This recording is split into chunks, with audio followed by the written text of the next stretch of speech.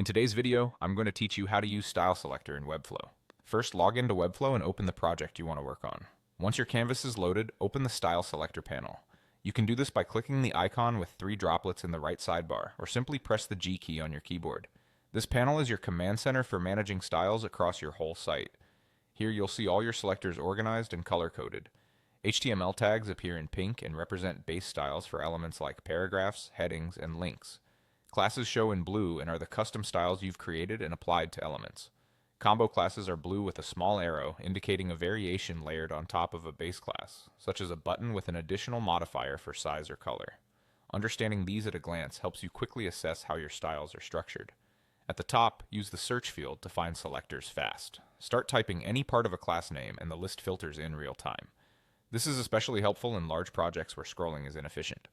A quick tip: consistent naming conventions make search far more effective, so use clear, predictable names for your classes.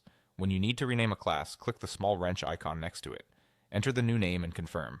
Webflow updates that class across every instance in your project, saving you from manual changes. Rename thoughtfully. Changing a base class will also affect any combo classes built on top of it. If you're unsure, make incremental changes and check your pages as you go.